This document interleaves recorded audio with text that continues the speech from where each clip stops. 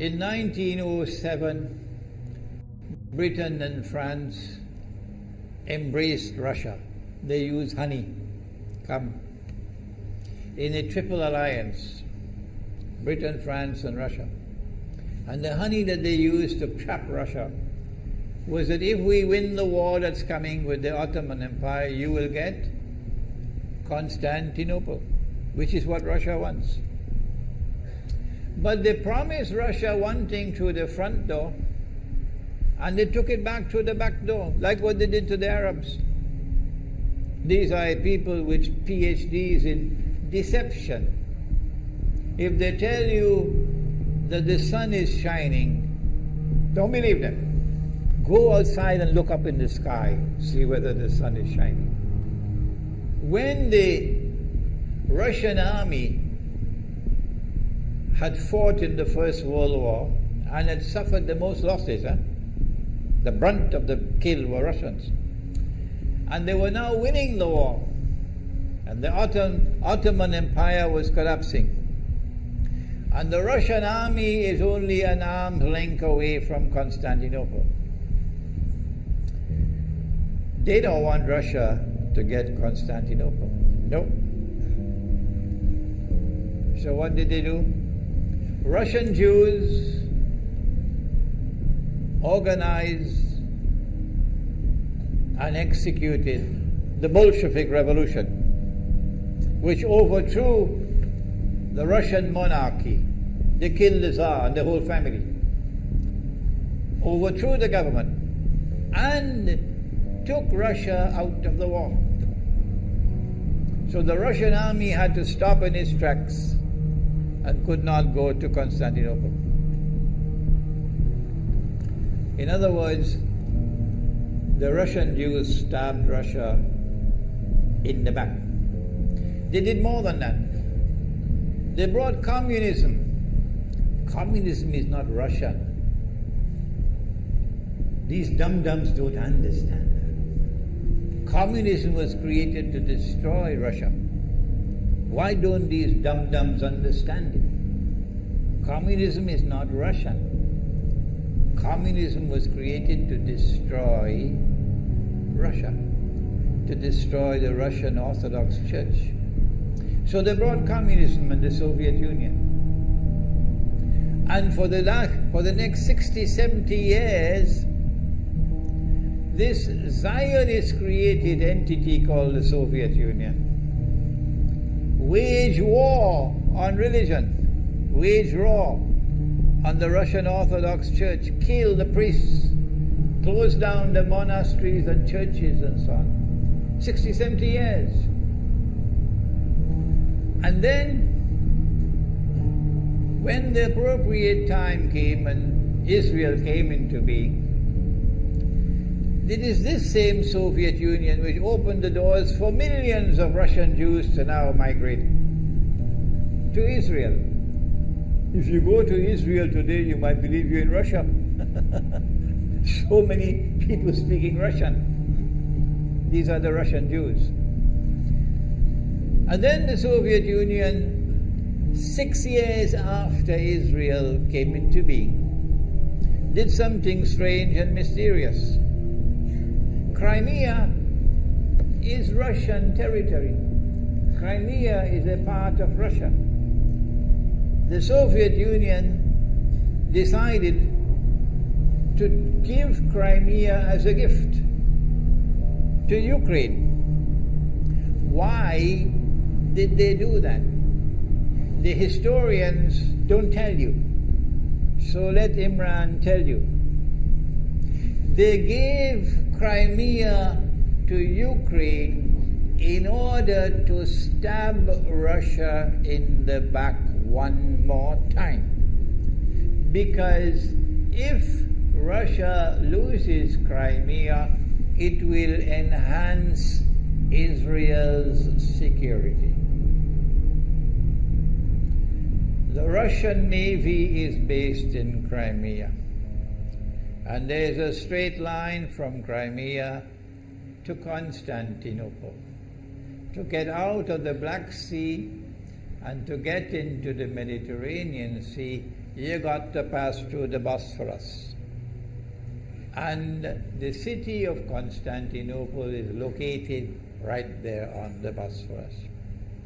So they gave Crimea as a gift to Ukraine.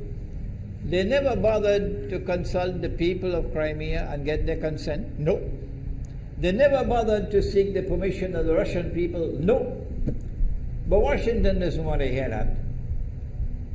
The foolish man who now sits in the White House of the United States, the foolish man who would like to pretend that he's a man of wisdom, he doesn't want to hear. But what are the rights of the Russian people? Were they not violated? Do they not have the right to correct Iran and recover the territory which was unjustly taken away from them on Israel's behalf? Obama doesn't want to hear that. It's inconvenient for them.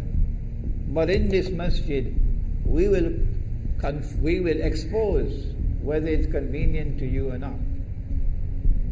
They did more than that. Not only did they give Crimea to Ukraine, but earlier on they gave eastern Ukraine. Eastern, part of the now eastern Ukraine was Russian. It was Russian. And the Soviet Union gave it as a gift to Ukraine. Why is it being given to Ukraine? Answer is that when the proper moment comes, the same people who brought the Soviet Union into being now have a method by which they can cause it to collapse. The method that they're using now in Venezuela, popular demonstrations, they did it in Egypt, they did it in Tunisia. They are masters of that. They did it with the Soviet Union. I used to think that the Soviet Union collapsed because of Allah's kindness. But I was wrong. No, it was the Zionists who brought down the Soviet Union because they didn't need it anymore. Like tomorrow they wouldn't need you anymore, Saudi Arabia. And they wouldn't need you anymore, Islamabad. When will you understand that? They'll just throw you to the dogs. You served them long enough. So they brought down the Soviet Union. Why? So that Ukraine might emerge as an independent state. That's danger for Russia. They prepared the way. And now Ukraine emerges as an independent state. So the rope is around Russia's neck now. And from that day, when the Soviet Union collapsed, until yesterday, the relationship between Russia and Ukraine was always problematic. But the people of Ukraine still had the good sense and wisdom to appoint a government that was pro-Russian. The Zionists decided it's time for us to use our, the street demonstrations.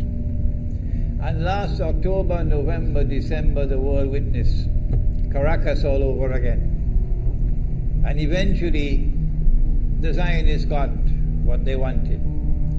You have the money, and you can send in your special people, snipers who will kill, and so on, throw petrol bombs and so on. And eventually they got what they wanted. They created enough havoc. May Allah protect Malaysia from that. Ameen. Ameen. And the president of Ukraine fled. He's a democratically elected according to your method, Mr. Obama, according to your system. He's a legally elected president of Ukraine. And he had to flee. And these hypocrites in Washington and London and Paris who would like us to believe that they are honorable men. They are not. Instead of standing on the side of the legally appointed president and demanding the rule of law, they all showed their colors as hypocrites in immediately recognizing the new government in Ukraine. The new government in Ukraine is anti-Russian. That's what they wanted. That's why they brought down the Soviet Union, to bring in a Ukraine into being as independent state, and then to eventually get an anti-Russian government in Ukraine. If by Allah's kindness Putin had not intervened and been so spectacularly successful, this is what the plan would have been. The new government in Ukraine would have joined NATO, and Russia could not stop it. And when the new government in Ukraine joined NATO, NATO will then send its armed forces into Ukraine. It could include nuclear weapons. Then Ukraine will pick a fight with Russia and decide that Russia must now vacate Crimea. Shut down your naval base. The rope is now tightened around your neck. Russia has to put its tail between its legs and withdraw its fleet, Black Sea Fleet, from Crimea. Russia is no longer a naval power. Crick crack, you finish. And Israel will celebrate. That was the master plan. But Allah planned, and Allah's plan was successful. And it is time for the Muslim world to recognize and to see, I cannot influence governments, so what can I do? Don't bother, you waste your time with governments. But the people can understand that this was Allah's plan. They planned, the enemy planned for so long, and at the last moment Allah intervened. And Putin was able to get the people of Crimea to vote in a referendum. And they voted 90-something% in favor of returning to Russia. They were a part of Russia, and they want to return to Russia. So Putin was successful in delivering to the Zionist movement the first defeat it has ever suffered, significant defeat, in the more than 100 years since the Zionist movement was established. If that is not a sign from Allah, it's time for you to wake up. Putin is now succeeding in eastern Ukraine as well, because they're barking like dogs in Washington and London and Paris. Barking. It is Russia which is doing it. It is Russia which is doing it in eastern Ukraine. Oh, but when the Ukrainian government sent the Ukrainian armed forces into eastern Ukraine, they don't want to fight. They say, we will not fight our own people. They refuse to fight. So the only way that the government of Ukraine could now stamp down the insurrection, the popular resistance in eastern Ukraine, is by calling on Washington, come and send your Marines. And then what will Putin do? The Russian armed forces are amassed on the Ukrainian border. So the Ukrainian soldiers are refusing to fight their own people for two reasons. Number one, why should we do your dirty work for you? We're not going to fight our own people. That's not what soldiers are for.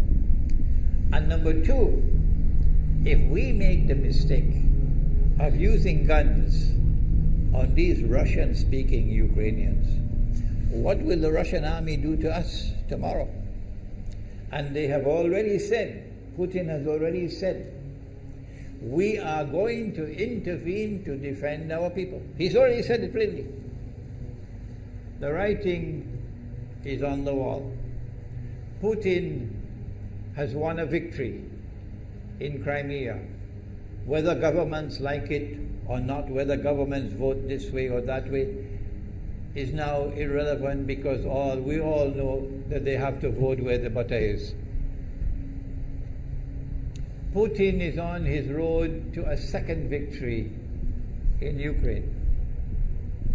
And they can't take defeat after defeat. So the writing is on the wall.